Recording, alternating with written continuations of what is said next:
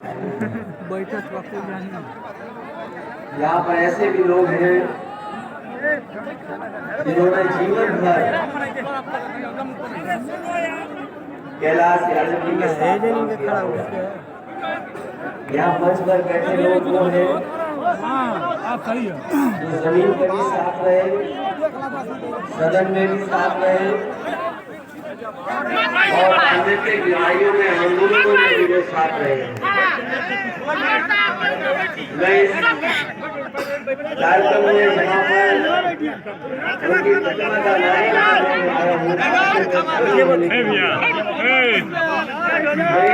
नौजवान का एक जितने भी बुजुर्ग सबका धन्यवाद। ऐसे तो हम और आप सब लोग जब वो हमारे बीच नहीं रहे तो हम सब लोग उनके परिवार से मिले हैं। जगह जगह अपनी तरीके से हम लोगों ने याद किया है, श्रद्धांजलि देने भी हम लोग पहुंचे हैं। हम और आप में से बहुत सारे ऐसे लोग हैं उनके ना रहने पे जो पारिवारिक कार्यक्रम होते हैं, जो हमारे परंपराओं से जुड़े कार्यक्रम हैं, उनमें भी हम और आप लोग शामिल हुए थे। ये जीवन का सबसे बड़ा सत्य है और हम आप में से जितने लोग हैं समय समय पे हम लोगों ने चीजें जानी है, समझी और पढ़ी है कि जो इस धरती पर आता है उसको जाना होता है। जो इस धरती पर जन्म लेगा उसे एक न एक दिन हमें आपको छोड़ करके जाना है। हम आप लोग जितने लोग हैं, ये सबसे बड़ा कड़वा सच है कि हम लोग जन्म लेकर के और एक न एक दिन जाएंगे। कैलाश जी ने अपने जीवन में बहुत सारे लोगों के सुख दुख में रहे होंगे।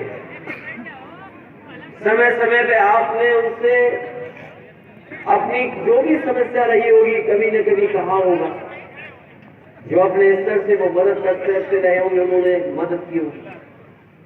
संघर्ष कर करके जमीन से जहां वो खुद आगे बढ़े, उन्होंने अपने साथियों को भी आगे बढ़ाया। विधानसभा से लेकर के मंत्री पद तक पहुंचे। जो कुछ उन्होंने जोड़ा बनाया वो समाज के लिए बनाया। मुझे खुशी है कि जब हम लोग मिले थे एक बार पहले भी श्रद्धांजलि के लिए, लेकिन आज जब हम लोग याद कर रहे हैं उनको, तो वो जहां भी होंगे, जहां भी इसे भी देख रहे होंगे, जरूर हमें और आप सब लोगों को आशीर्वाद दे रहे होंगे। हम लोगों ने बहुतों को खोया है। यहाँ पर मंच पे बैठे लोग कोई ऐसा नहीं है जिसने अपने परिवार के किसी न किसी सदस्य को कभी न कभी खोया हो। सामने बैठे लोग हैं, आप भी अगर याद करते होंगे तो हम लोगों ने बहुतों को खोया। जब मैं मुख्यमंत्री था, मुझे याद है एक दिन सूचना मिली कि दादा नहीं है, रामचंद्र दादा जी नहीं रहे। यहाँ के वो गांधी थे और जब मैं पहली बार उनसे मिला था और जब आखिरी बार मिला, उनका केवल चिंतन वही था, समाजवादी। वो भी हमें छोड़ के चले गए।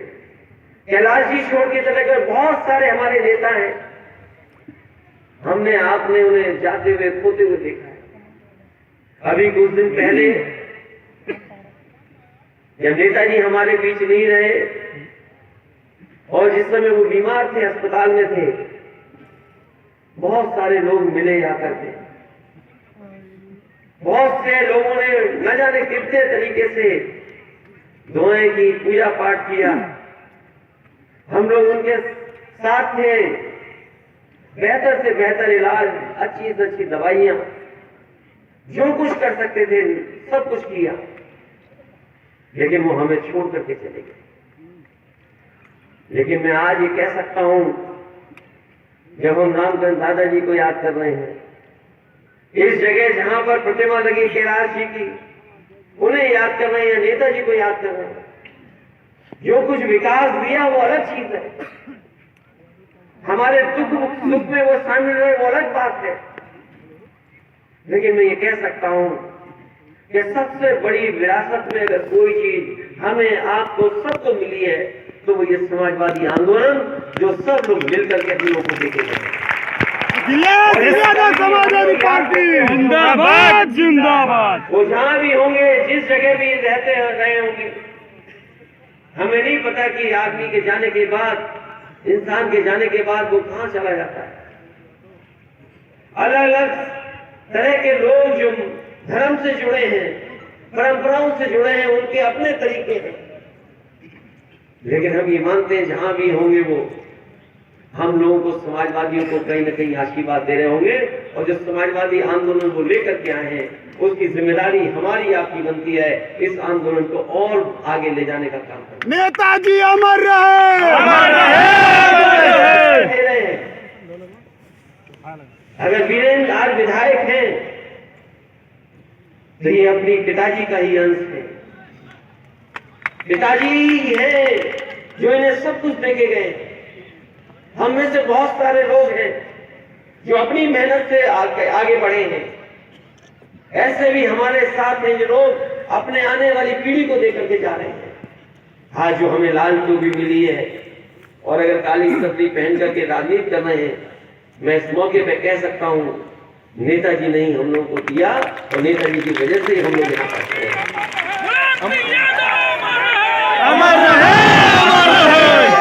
जीवन के बारे में हम याद करेंगे, न जाने कितने स्मरण हैं, न जाने कितनी चीजें हैं, लेकिन मैं कह सकता हूं मैं बहुत कम समय के लिए रहा। जब मैं सरकार में था, कैलाश जी मंत्री थे, जो कोई भी बात वो लेकर के आते थे, फैसला लेकर के हम तक आते थे, हमने कभी भी उनके फैसले पर कोई बात नहीं रखी होगी। जो उन्होंने कहा वही हमने स्वीकार कर लिया। वो पंचायती राज मंत्री भी बने। सर्वे करना कौन सा आरक्षण होगा, क्या होगा, यहाँ पर हमारे वरिष्ठ नेता रवि वल्लभ यादव जी भी बैठे हैं, वो जानते होंगे कितना मुश्किल काम होता है। कौन सी जगह को क्या बना दे, क्या आरक्षण हो जाए, किस वार्ड को कैसे बना दे, ये जमीनी राजनीति वही जानता है जो जमीन पर रहता है। और मैं समझता हूँ कैलाश जी जब थे तो उन्होंने उत्तर प्रदेश में वो भूमिका निभाई कि कहीं भी किसी तरह का कोई प्रश्न नहीं लगा पाया। बहुत सारे उन्होंने काम किए होंगे, सड़कें, पुल या और जगह हम लोगों से मदद लेते रहे होंगे, लेकिन आज मैं देख सकता हूँ मैदान भरा दिखाई दे रहा है, लोग सड़कों पे हैं। और कई हमारे साथी तो 11 बजे ही चलती होंगे घर से, और पहले चलती होंगे 8 बजे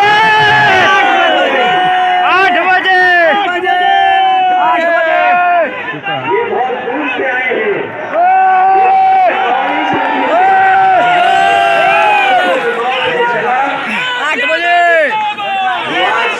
अभी कितना समय हो गया सोचिए। 8 बजे ऐतिहासिक धरती है, ये समाजवादी धरती है, बलिदानी। ये वो धरती है जिसने फौज में जज्बा दिया है। इस धरती से इतिहास बनाने का नुकसान ना होके हम चाहे उस्मान जी को याद करने हैं या पाकिस्तान के छक्के छुड़ाने वाले हमीद को याद करने हैं। ये धरती वो है। और नेताजी के आह्वान पर, समाजवादियों के आह्वान पर यहाँ के लोगों ने हमेशा इतिहास बनाने का काम किया। इस बार को हालांकि गाजीपुर में पहली बार नहीं, कई बार पहले भी इतिहास बना चुके हैं। लोग बताते हैं कि चरण सिंह जी के जमाने में जब दूसरे दल का पूरा रुतबा होता था, नहीं मत कराओ, तब भी यहाँ पर लोग चल जाए भाई, 10 मिनट मार दिया, चल जाए हमें डाल करके समाजवादी आंदोलन या किसानों की लड़ाई लड़ने वाले। जब मैं यहाँ पर सभाओं में आया था, चुनाव की सभाओं में मैं जब यहाँ आया था, यहाँ पर लोग सुनना नहीं चाहते थे, पता चल जाएगी। वो इंतजार कर रहे थे कि वोट कब डालने का मौका मिलेगा। मंच रहा होगा, मंच से दूरी खत्म कर दी थी यहाँ के मेहमानों ने, मुझे याद है। और केवल गाजीपुर में नहीं, उस चुनाव में मैंने गाजीपुर से लेकर के आखिरी आपके शामली से लेकर के उन इलाकों में भी देखा था कि अगर कहीं चुनावी सभा समाजवादियों की थी तो बल्ली और जनता का कोई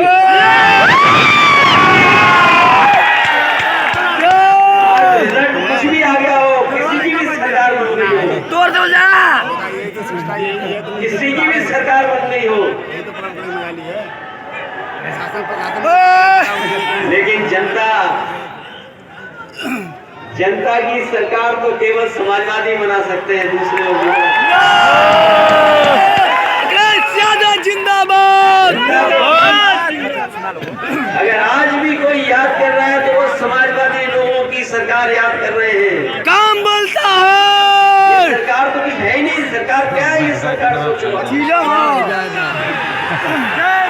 ये कोई सरकार है? अभी दिल्ली की सरकार ने एक फैसला लिया है, हालांकि 14 तारीख जो फरवरी की होती है बड़ी अलग तारीख है, इसको मैं पीढ़ी की दूरियां मानूं, क्योंकि हमारे बुजुर्ग पूछेंगे मैं क्यों 14 तारीख की बात कर रहा हूं। ये जो 14 तारीख को भारतीय जनता पार्टी ने एक नए तरह का फैसला लिया है, हालांकि दिल्ली वालों ने लिया है, लखनऊ वाले पता नहीं मनाएंगे कि नहीं मनाएंगे। फैसला दिल्ली से हुआ है। पत्रकार साथियों को जो चिट्ठी निकली वो सही है कि नकली है? जब मैंने उसको पढ़ा पहली बार कि भारतीय जनता पार्टी के लोग 14 फरवरी को कोई हल दिवस मनाना चाहते हैं। अब मुझे नहीं पता ये अंग्रेजी का शब्द है कि हिंदी का शब्द है। अगर ये अंग्रेजी का शब्द है तो इसका मतलब कुछ और है। अगर कोई कंफ्यूज हो जाएगा हिंदी को लेकर के तो इसका पूरा का पूरा गुड़ गोबर हो जाएगा। कैसे लोग हैं बताओ? रणुआ वसो रणुआ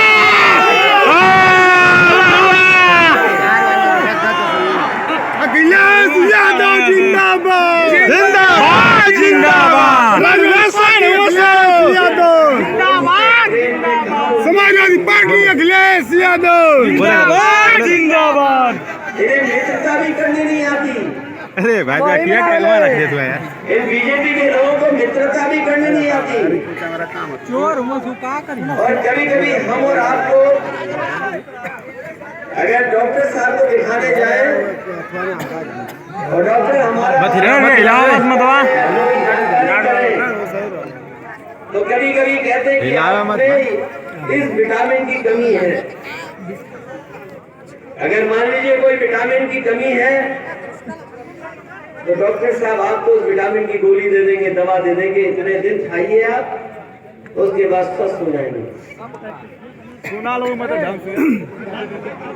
और हमारे गांव के लोग जरूर जानते होंगे, अगर हम आंकड़े निकलवाएं पीएससी और सीएससी अस्पताल के, क्योंकि जब मैं गोरखपुर का सरकार में एक सिस्टम लगवाया कि आखिरकार पीएससी और सीएससी में किस लिए लोग आते हैं,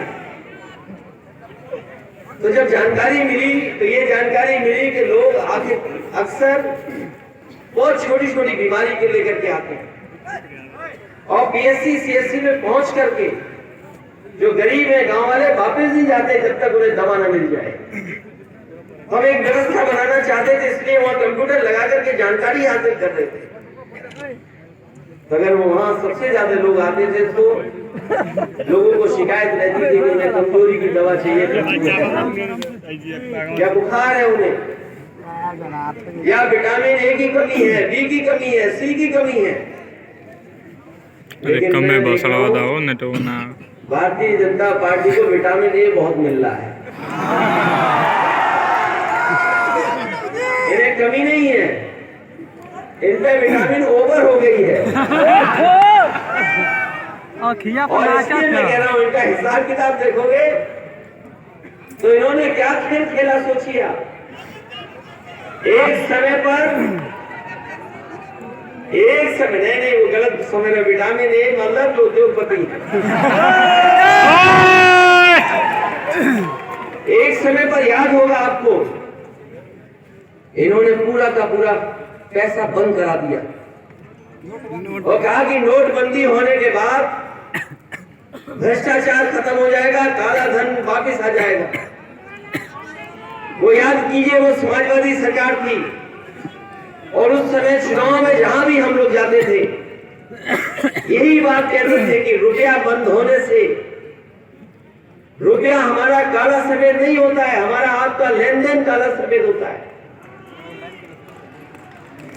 याद कीजिए किस समय की बात है, और आज कितने साल हो गए, बैंकों में पैसा भर गया, चुरा ले ना सो भरता चला गया,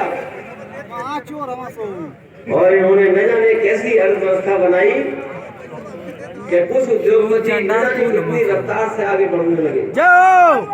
और मुझे लगा कि 2024 का जब चुनाव होगा तो बीजेपी कहेगी कि देखो हमारी अर्थव्यवस्था और अर्थनीति ऐसी है कि भारत का उद्योगपति भी दुनिया में नंबर 1 हो सकता है। मुझे लगा कि हो सकता है वो उद्योगपति दुनिया का नंबर 1 पहुंच जाए, क्योंकि नंबर 2 तक पहुंचने तक कोई उसे ज्यादा समय नहीं लगा। सोचो कहां भारत जो गरीब देश है, हमारे अगर आंकड़े हम देखें तो जहां पानी पीने का इंतजाम नहीं, जहां पर अभी भी पढ़ाई अच्छी नहीं, बच्चों को किताबें नहीं मिल पा रही, पर्याप्त हम लोग खाना पीना नहीं खा पा रहे, भ्रष्टाचार जहां चरम सीमा पर है, बेरोजगारी जहां चरम सीमा पर है, महंगाई का ये आलम है, कोई चीज ऐसी नहीं जो सस्ती बची हो, बिजली महंगी, खाद महंगी, डीएपी महंगी, हर चीज महंगी होती चली जा रही। और उसके बाद बताओ हमारे देश का उद्योगपति नंबर 2 पर, और हमें लगा कि वो नंबर 1 पर पहुंच जाएगा, और जब नंबर 1 पर पहुंच जाएगा तो बीजेपी हो सकती है उसी उद्योगपति के नाम पर हमसे आपसे वोट मांगे और लोकसभा का चुनाव लड़े। लेकिन सोचो हिसाब किताब कैसा हुआ इस बार, 2 नंबर पे था, गाजीपुर में खाता ना खुली गाजीपुर में लगता है कि जो 7-8 महीने सरकार के बचे कहीं कोई ऐसा हिसाब किताब में बनाए कि फिर ऊपर आ जाए। सोचिए ये सरकार की कमी है या सरकार का फायदा है? कौन सी विटामिन मिल रही है जो ए भागता जा रहा है ऊपर? ए विटामिन मड़िया चढ़ गई कोई तो होगी बात। और क्या खोखलापन था कि किसी की एक रिपोर्ट आने के बाद वो 2 नंबर से कहां चला गया, 22 नंबर। ये जो वैल्यूएशन है, जो आंकड़े हैं, आंकड़े नीचे ऊपर हुए हैं, लेकिन न जाने कितनों ने रुपया खोया है। हम और आप नहीं जानते जिन्होंने रुपया खोया होगा। हम और आप तो अखबार में केवल कुछ संस्थाओं का देख रहे हैं, जो सरकारी संस्थाएं हैं, LIC जिसमें हमारा आपका पैसा है। कोई परिवार ऐसा नहीं होगा या जानकारी में ना होगा जिसने LIC में कोई ना कोई किस्त न दी हो। LIC हमारा आपका गरीबों का पैसा, वो पैसा लगा दिया उसमें, स्टेट बैंक ऑफ इंडिया का पैसा लग गया और बैंकों का पैसा लग गया। हम ये जानना चाहते बीजेपी के लोगों से, जब सरकार इनकी बनी थी, किसी अधिकारी ने कोई फैसला लिया और उसने बिजली विभाग के प्रोविडेंट फंड का पैसा एक प्राइवेट कंपनी में लगा दिया, DHFL में। वो DHFL कंपनी डूब गई। इन बीजेपी के लोगों को दिखाना था कि बहुत ईमानदार सरकार है। उसने उन सभी लोगों को जेल भेज दिया। अगर उत्तर प्रदेश में सरकारी पैसे का इन्वेस्टमेंट अगर प्राइवेट कंपनी में हो करके और अगर प्राइवेट कंपनी डूब जाए तो जेल भेजा जाता है।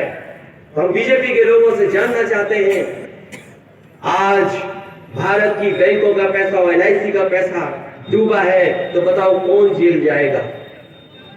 अगर यूपी में जेल जा सकते हैं तो दिल्ली में जेल क्यों नहीं जा रहे वो लोग? डबल इंजन और सरकार याद कीजिए आप,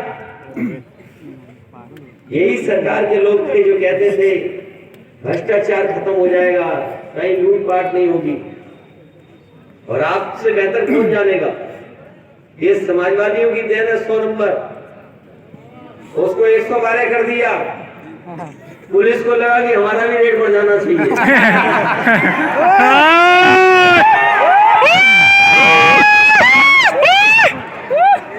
सरकार ने 100 से 112 किया।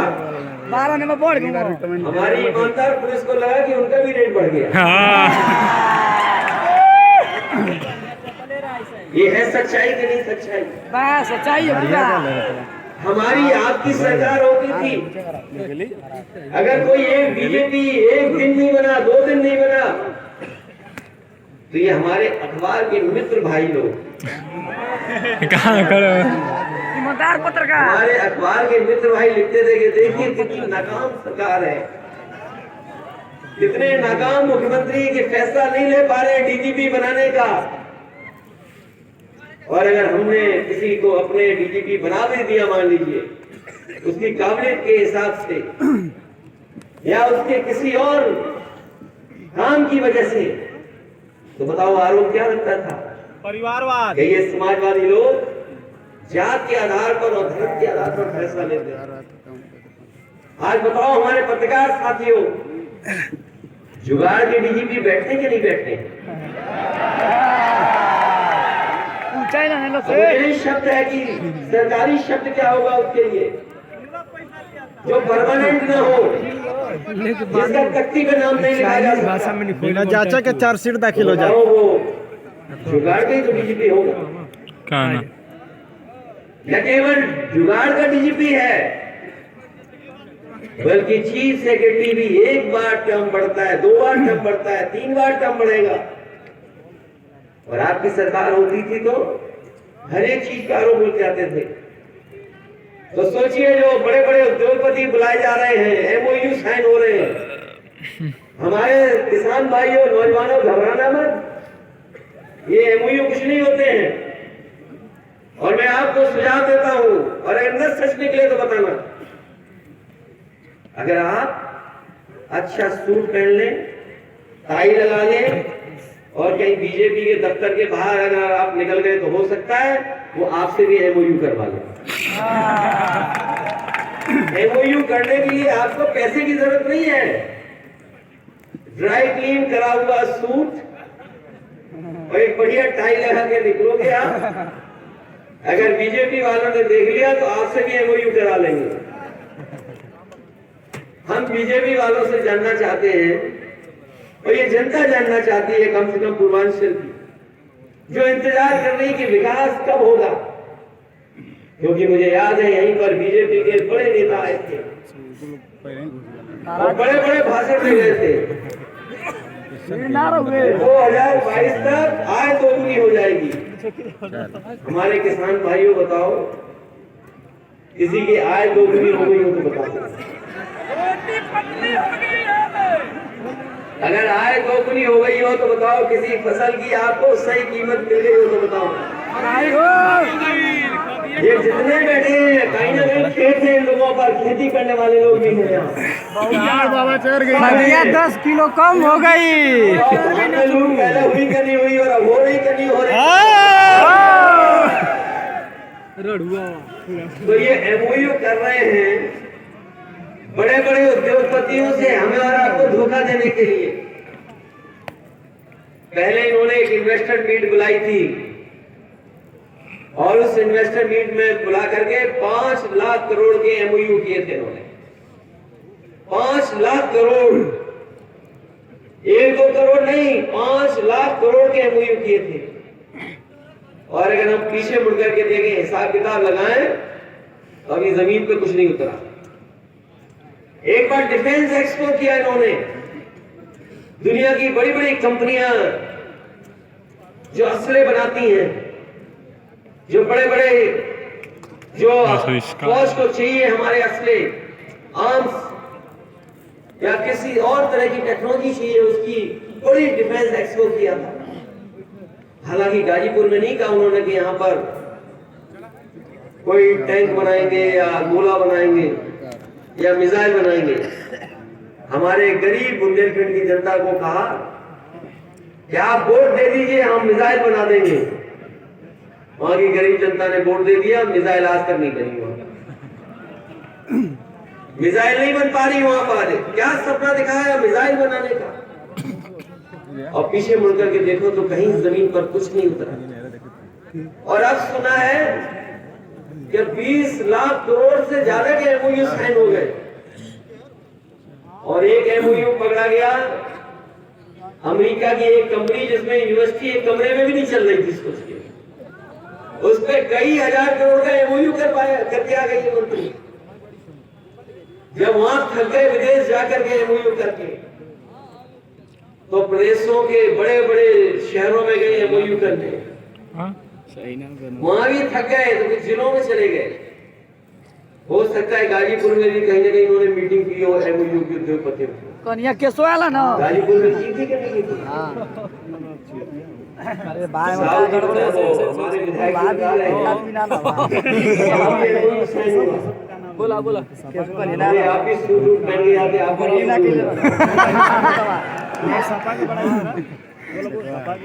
तो सोचिए कहाँ अमेरिका, कहाँ इंग्लैंड, कहाँ यूरोप, कहाँ ब्राजील, कहाँ मैक्सिको। अगर ब्राजील जाओगे तो 24 घंटे हवाई जहाज से चलना पड़ेगा। बताओ ब्राजील से कोई यहाँ आएगा बढ़िया गाजीपुर में इन्वेस्ट करने, कोई लॉर्ड कॉर्नवालिस तो है नहीं जो यहाँ पर कोई राज चल रहा होगा। एरोप्लेन से 24 घंटे ब्राजील के, वो अलग बात है कहाँ से आए और कहाँ पर उन्हें आखिरी वक्त गुजारना पड़ा, और कैसे इन्वेस्टमेंट वाला आएगा। अभी मैं बलिया के एक व्यापारी परिवार से मिलकर आया हूँ। ये नई तरह का व्यापार चला रहे बीजेपी के लोग। इनके यहाँ बैंकों से नहीं मिल रहा है पैसा, वो सूद हो रहे बीजेपी के, पता नहीं कहां से पैसा लेकर के आते हैं, वो बांट रहे हैं लोगों को, और इतना बांट रहे हैं, इतना वसूल रहे हैं कि अगर कोई एक बार ले ले तो वो वापस अपने जीवन में नहीं कर सकता। इतना इंटरेस्ट वसूल रहे हैं, और उसका परिणाम ये हुआ एक नंदलाल गुप्ता ने कुछ सूदखोरों से पैसा ले लिया अपने कारोबार के लिए, व्यापार के लिए, वो लौटा नहीं पा रहा था। उस सूदखोरों ने इतना डराया धमकाया कि उसे आत्महत्या करनी पड़ गई। और सोचिए आज के समय पर कैसे आत्महत्या की भैया। इन नौजवानों ने देखा भी होगा, फेसबुक पे लाइव कर करके आत्महत्या की। इन बीजेपी के लोगों को डूब के मर जाना चाहिए। जो लोग एमओयू कर रहे हैं, जो बड़े बड़े एमओयू कर रहे हैं और सूदखोर व्यापारियों की जान ले रहे हैं। अभी उसके परिवार ने कहा कि बुलडोजर नहीं चला, बुलडोजर नहीं चला उन पर जो सूदखोर थे बीजेपी वाले। मैंने कहा ये सरकार का बुलडोजर नहीं है, ये बीजेपी का बुलडोजर है। ये बीजेपी का बुलडोजर बीजेपी वालों पे नहीं चलता है, ये दूसरों में चलता है बुलडोजर।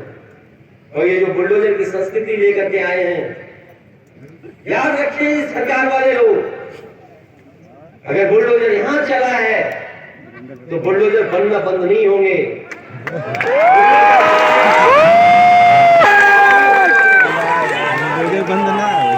हम समाजवादियों के कितने नेताओं को कितना अपमानित किया इन्होंने, झूठे मुकदमे लगे हैं उन पे, और यहाँ पर जितने कार्यकर्ता नेता होंगे वो महसूस करते होंगे कि इस सरकार में झूठे मुकदमे लगते हैं। अभी आपने देखा होगा कि कुछ दिन पहले कुछ लिखने पर FIR हो गई एक कार्यकर्ता पर, हमें पुलिस हेडक्वार्टर जाना पड़ा। वही पुलिस हेडक्वार्टर जो समाजवादियों ने बनाया। दुनिया में अगर पुलिस हेडक्वार्टर देखेंगे आप, तो आपके लिए पुलिस के लिए सबसे बेहतरीन पुलिस हेडक्वार्टर बनवाया। वहां जाना पड़ा क्योंकि कुछ लिख दिया तो उसमें झगड़ा हो गया। बीजेपी वाले कुछ भी लिख सकते हैं, उनके पे कार्रवाई नहीं होगी, FIR नहीं होगी। अगर समाजवादी लोग लिख देंगे तो FIR हो जाएगी। और जात के आधार पर भेदभाव करते हैं ये लोग, धर्म के आधार पर भेदभाव करते हैं। ये जात के आधार पर, धर्म के आधार पर भेदभाव हमें लोकतंत्र में और संविधान में कहीं ऐसा नहीं है कि जात और धर्म के आधार पर हम भेदभाव करें। लेकिन भारतीय जनता पार्टी के लोग और इनकी सरकार में बैठे लोग लगातार इसी तरह का भेदभाव कर रहे हैं। अभी कुछ सवाल खड़े हो गए, कहीं से सवाल ऐसा खड़ा हुआ आधा घंटा होगा जिसका जवाब बीजेपी के पास नहीं है। इसीलिए मैंने कहा कि हम जनता के सामने नहीं सवाल करेंगे बीजेपी से, हम सदन में जाकर के पूछेंगे उनसे, क्योंकि जो हमारे मुख्यमंत्री हैं केवल संविधान की शपथ नहीं लेकर के बैठे हैं, वो किसी मठ से भी आए हैं। मठ से और मठ पर तो इसलिए आ गए क्योंकि उनके परिवार के लोग पहले मठ में थे। अगर उनके परिवार के लोग मठ में नहीं होते तो शायद मठ में नहीं पहुंच पाते। अब कैमरा में अखिलेश की बगलिया में क्यों देखा उदी क्यों बैठा ले यहाँ लोग थे ना, लेकिन उन्हें अपना परिवार नहीं दिखाई देता है। इनकी में उन्हें अपना परिवार दिखाई दे रहा है। प्रकाश सिंह और इनके जो फैसले हैं इनकी आप कल्पना नहीं कर सकते। यही पूर्वांचल के लिए कहते थे एक्सप्रेसवे के लिए कि ये भ्रष्टाचार वाला पूर्वांचल एक्सप्रेसवे है। याद है कि नहीं याद है? इस हाईवे को कहते थे ये समाजवादियों ने इसमें लूट की है। अरे कभी लूट देखनी हो तो बुंदेलखंड एक्सप्रेसवे की क्या लूट की हो। नारियल थोड़ा टूट हुए। प्रधानमंत्री ने गार्डन दिया, इतनी देर में बारिश कर दी, गड्ढे गड्ढे हो गए, पूरा एक्सप्रेस वे बह गया। बुंदेलखंड का एक्सप्रेस वे, इसकी जो कीमत है उससे ज्यादा कीमत लगा दी वहां पर। हमें दुख है इस बात का। अभी मैं जाते हुए देखता हुआ गया और आते हुए देखता आया हूं, हमारे पूर्वांचल एक्सप्रेस वे पर कोई ज्यादा ट्रैफिक नहीं दिखाई दे रहा, गाड़ियां नहीं चल पा रही हैं और उतने भी लोग नहीं चल पा रहे जितने समाजवादी लोग रथ के समय चल लिए थे।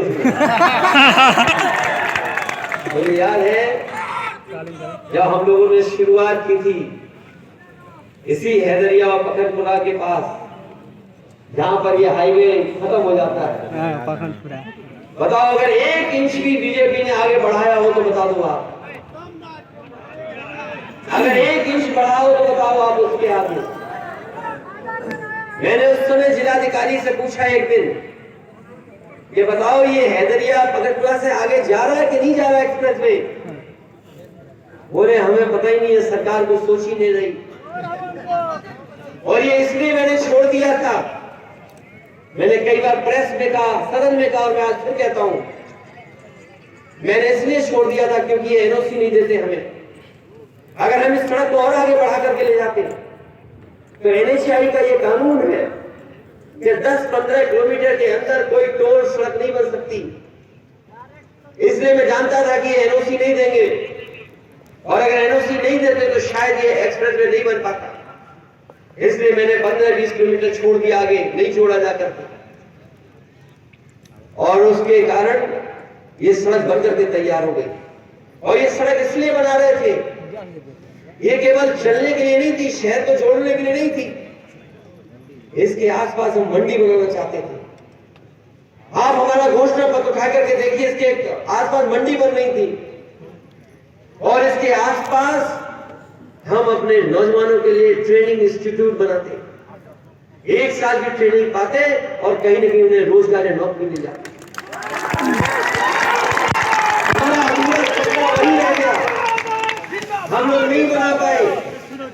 लेकिन दुर्भाग्य देखो, जिन्हें सरकार में मौका मिल गया, एक बार नहीं दूसरी बार, वो नहीं बना रहे, सड़क को आगे नहीं ले जा रहे, महाराज आगे नहीं ले जा रहे हैं। और मैं आज इस मंच से खड़ा होकर कह सकता हूं, अगर समाजवादियों ने वो सड़क न बनाई होती ऐसी, तो शायद देश के प्रधानमंत्री उस सड़क पर कभी अपना हवाई जहाज नहीं उतार सकते। अगर किसी कारण उनका हवाई जहाज उतरा है तो वो समाजवादियों की देन है और समाजवादियों की सोच है। इसी वजह से हवाई जहाज सड़क पर उतर गया था। ये सड़क केवल जोड़ने के लिए नहीं थी, अपने गरीब किसानों को खुशहाली के लिए थी। और किसी ने सड़क नहीं मांगी थी। इस सड़क को हम लोग सबसे बेहतरीन बना रहे थे। हमारे बाबा मुख्यमंत्री इसका डिवाइडर छोटा कर दिया। चीलम छाप ये डिवाइडर 10 मीटर 12 मीटर होना था, ये डिवाइडर कम कर दिया। और बीजेपी का सबसे प्रिय काम शौचालय बनाने वाला,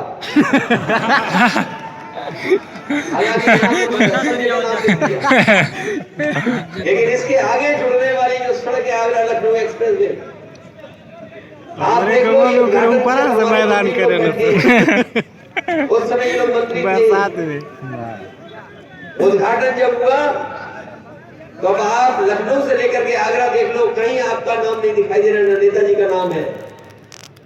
हम लोगों ने उद्घाटन करके नाम नहीं लिखा, नाम नहीं लिखा हम लोगों ने। लेकिन बीजेपी की सरकार आई तो जहां शौचालय के लिए उतरते वहां बीजेपी ने अपना नाम लिख लिया।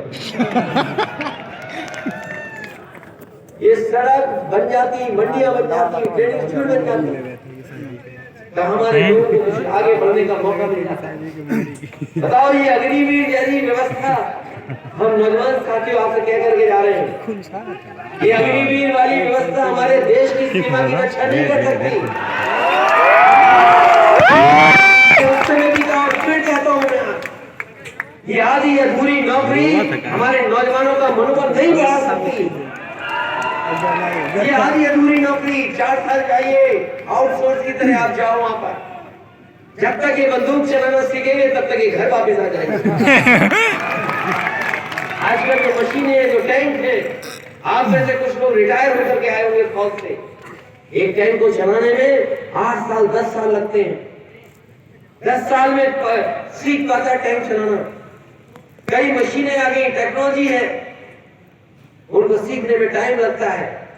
आज मॉडर्न हो रही है फौज, और ये बताओ ऐसी नौकरी भर्ती कर दे रहे हैं। हम लोग कभी इसको स्वीकार नहीं कर सकते।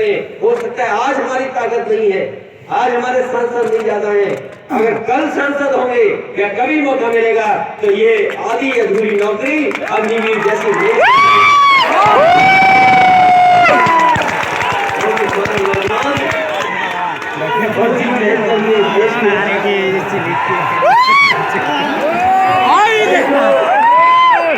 हमारे पड़ोसी देश है, पड़ोसी देश है, हमारा जो पड़ोसी देश है उससे खतरा बहुत बड़ा है, मामूली खतरा नहीं है। ये सरकार स्वीकार नहीं कर पा रही है। आज तो आपको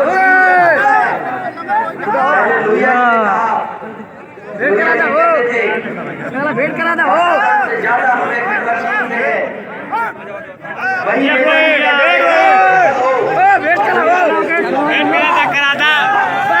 याद होगा।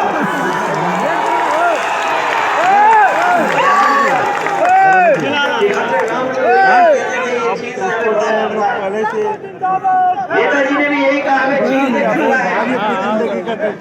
आज अगर आप देख रहे होंगे जहाँ पर सीमाएं हैं, हमारी सीमाओं में कब्जा कर रहा है, और चीन एक तरह से नहीं हमला कर रहा है, सीमाओं पे तो कर ही रहा है, हमने हमारे पे हमला किधर से जो निकला दूसरा हमारा बाजार कब्जा कर लिया।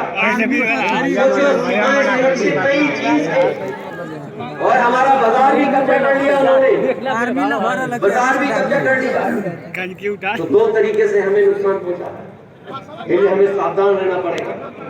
और सावधान इसलिए रहना पड़ेगा, ढेर परेशान रहो भाई। देश की अगर कोई व्यवस्था सुधार सकता है, समाज को कोई नहीं परेशान दिशा हुआ दे सकता यहाँ है, पर जिसका नौकरी तो वही जाता है उसका समाजवादी लोग जाता भी है। दिशा वो परेशान लड़का ढेर परेशान, हम लोग को परेशान कर ये जो एक्सप्रेस से बने हैं,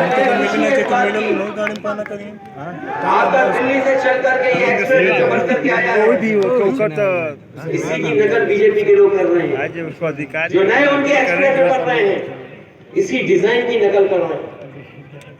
इसी एक्सप्रेस की जो डिजाइन है वैसी की नकल कर रहे हैं। और हम समाजवादियों ने न जाने कितना काम करके दिखाया। इसलिए हम इस मौके पर, जहां पर अपने नेता कैलाश जी को याद कर रहे हैं, कैलाश यादव जी को, जहां हमारे बहुत सारे नेता जिनको हमने खोया है, चाहे वो रामचंद्र दादाजी हो, नेताजी रहे, इन लोगों ने हम लोगों को बहुत आगे का बढ़ने का रास्ता दिया। एक ऐसा रास्ता दिखाया हम लोगों को जिस रास्ते से हमारा किसान और गांव में रहने वाला खुशहाल होगा, हमारा बुनकर भाई खुशहाल होगा। न केवल हमारा किसान दुखी है, नौजवान दुखी है, बल्कि बुनकर भाई भी हमारे दुखी है। इन सबके साथ न जाने कौन सा खिलवाड़ी सरकार कर रही है। अगर कुछ लोगों का पैसा बढ़ रहा है तो हमारे किसान की आमदनी क्यों नहीं बढ़ती? अगर कुछ कारोबार और दुनिया में आगे बढ़ते चले जा रहे हैं तो हमारे बुनकर के हाथ में क्यों नहीं चीजें आ रही? हमारा नौजवान क्यों खाली हाथ है? 20 लाख करोड़ के MOU लखनऊ में हो रहे हैं। अगर यहाँ के मंत्री विदेश गए, घूम कर गए थे और वो MOU कर करके पैसा लगवाना चाहते हैं, तो हमारा नौजवान बेरोजगार क्यों है? उसके हाथ में काम क्यों नहीं है? ये क्योंकि उन्हें गांव देहात और गरीब से कोई परवाह नहीं है। अगर गांव की तरफ उन्हें परवाह होती तो हमारे किसानों की पैदावार की सही कीमत मिल रही होगी। हमारे नौजवान जो गांव में हैं, भाग रहे हैं, दौड़ रहे हैं, मेहनत कर रहे हैं, उनको ऐसी टेम्परेरी नौकरी नहीं देते, परमानेंट नौकरियां देती हैं। और जहां तक सवाल हमारी गिनती का है, ये कई लोग बार हम लोगों पे आरोप लगाते हैं कि ये समाजवादी लोग भेदभाव करते हैं, किसी का हक छीन लेते हैं। मैं आपसे कहना चाहता हूँ, ये समाजवादी पार्टी का आंदोलन जाति जनगणना का और तेजी से बढ़ेगा और हम लोग गाँव हो जाएंगे, अपने लोगों को यादव जिंदाबाद जिंदाबाद जिंदाबाद है। तो हमारी आपकी गिनती क्यों ना हो? और जाती है और फिर हमें आरक्षण में भेदभाव, हम लोग आबादी में हम ज्यादा, गिनती में है ही नहीं हम कहीं। अगर चीजें बदल सकती हैं, बड़े बड़े फैसले अगर सरकार कहती है कि हमने इतने सालों बाद लेके दिखा दिए, अगर उन्होंने कुछ फैसले लेकर के दिखाए हैं, याद कीजिए हमने हर सभा में कई बार कहा कि समाजवादियों को मौका मिल जाएगा तो 3 महीने के अंदर जाति जनगणना करके दिखा देंगे। हम सरकार में नहीं आए, लेकिन देखो आपके पड़ोस में बिहार में जाति जनगणना शुरू हो गई कि नहीं हो गई? अगर बिहार कर सकता है जाति जनगणना, और ज्यादा यूपी तो बहुत आगे है। समाजवादी होते तो आज जाति जनगणना उत्तर प्रदेश में हो रही होती, कोई रोक नहीं सकता। सरकारी नौकरियां खत्म, सब बेच दे रहे हैं, सब कुछ बेच दे रहे हैं। अभी एक मुख्यमंत्री जी के साथ हम लोग कार्यक्रम पे गए थे तेलंगाना, वहां के मुख्यमंत्री केसीआर साहब ने हम सबको बुलाया था। उस सभा में एक मुख्यमंत्री ने बड़ी अच्छी बात कही। उन्होंने कहा कि ये रेल, ट्रेन, LIC, सरकारी संस्थान सब बेच रहे हैं, एक एक करके बेच दिया। पानी का जहाज, पोर्ट बेच दिया, रेलवे बेच दी, हवाई जहाज बेच दिए, हवाई जहाज के अड्डे बेच दिए, LIC बेच दी, बैंक बेच दी। लेकिन एक चीज खरीदी इन्होंने, मीडिया।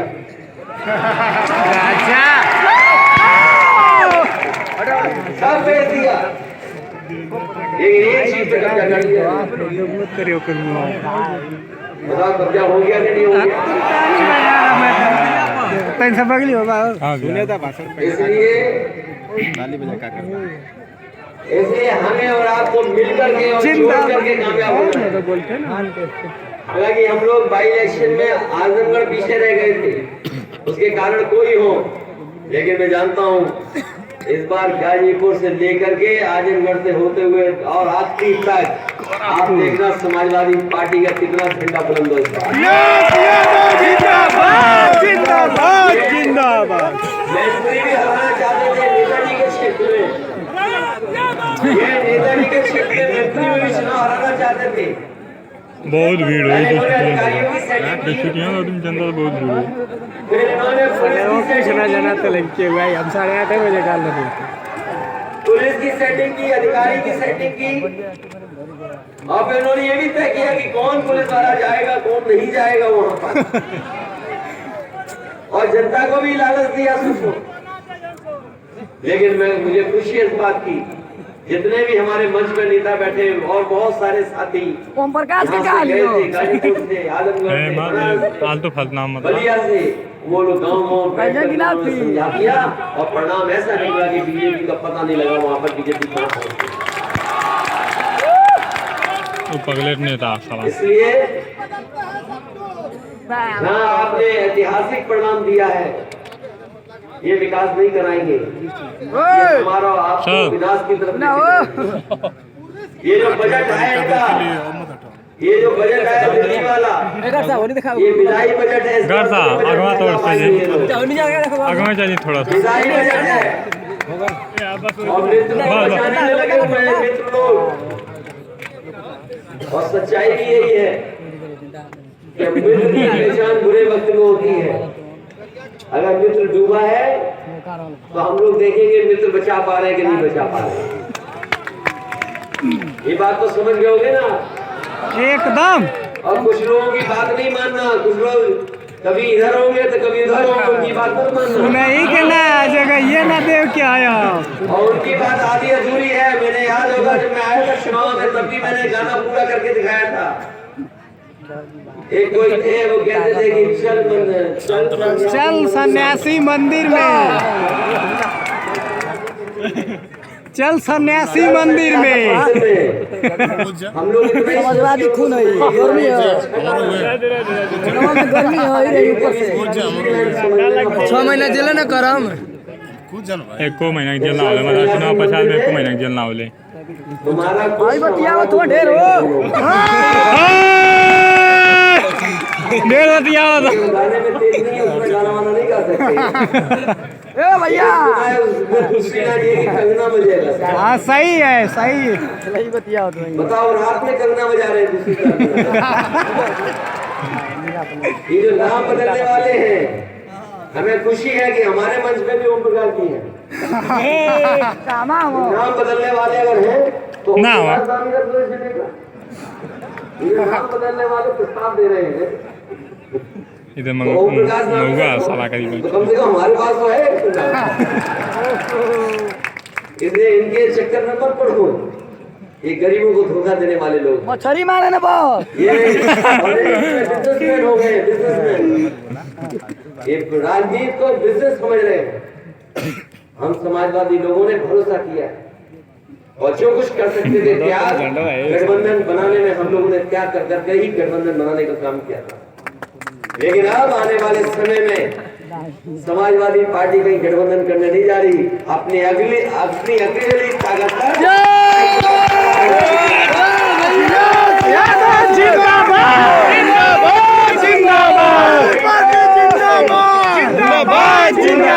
एक्सपेरिमेंट नहीं, अब केवल अपने किसान और नौजवानों पे भरोसा करके और बुनकर भाइयों का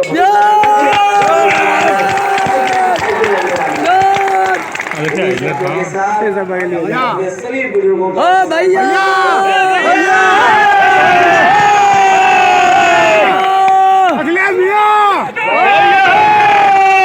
जहाँ आज हम अपने नेता श्री कैलाश यादव जी को याद कर रहे हैं, वही हमें जानकारी भैया चल जाता ना कि गाजीपुर के ही नौजवान सिक्किम में दो चार बच्चों की जान चली गई। हम तैयारी करें लेकिन सरकार में करिए ना। और ये भी ना नौकरी कैसे चले कि नौजवान बच्चे जिन्होंने चल तुम चलिए कुछ जाए ना बस ये है कि दो बात बोल बस सुनवा लो बस दो बात सुनवा लो ये कुछ ना हाँ ये बोल जाएगी भैया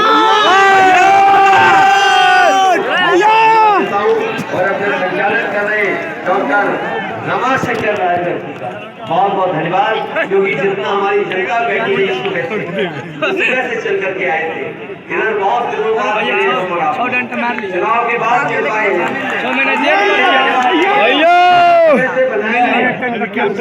इलेक्शनों में इसलिए लगातार हम लोग आपके बीच आते रहेंगे उसी भरोसे के साथ कि जिस तरीके से आपने हमारी इस चुनाव में मदद की थी, हमेशा आने वाले समय में